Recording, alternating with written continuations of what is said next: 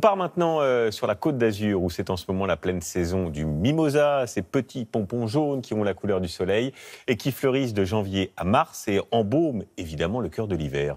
Nos correspondants à Nice, Antoine Delcourt et Apolline Guillermo-Malik, ont suivi pour nous les premières récoltes. La couleur illumine à elle seule le paysage. Sur cette colline à une dizaine de kilomètres de Cannes, les premiers pompons de mimosa commencent à fleurir. Pour Fabien Reynaud, producteur, c'est le début de la récolte à la main. On coupe soit alors les petites branches au sécateur pour faire les bouquets, et les plus grosses branches à l'aide de cisailles ou de tronçonneuses. À ses côtés, 4 saisonniers recrutés entre décembre et février. Cette parcelle d'une vingtaine d'hectares est gérée par la même famille depuis 1930 et la demande se maintient d'année en année. Ça peut aller du grossiste en fleurs sur le marché de Rungis, ça peut être des gros fleuristes dans le nord de la France. L'année dernière, par exemple, avec le Covid, toutes les fêtes ont été annulées.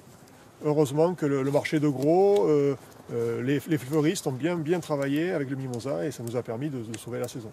Une fois cueillis, les bottes sont rassemblées dans cet entrepôt.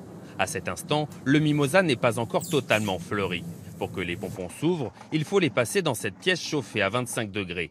Mais avant, une étape importante, et c'est Jean-Paul Lepère qui s'en charge. Si on ne le mouille pas, au lieu de s'épanouir, il va se refermer avec la chaleur. Et il ne va pas fleurir. 50 000 bottes expédiées ensuite chaque année. Du mimosa à retrouver par exemple sur l'emblématique marché aux fleurs de Nice. Vendu ici entre 4 et 6 euros, les bouquets trouvent vite preneur. J'adore le mimosa et ça annonce le printemps, n'est-ce pas? L'hiver, avec les temps comme ça, c'est vraiment, ça apporte le soleil, c'est superbe.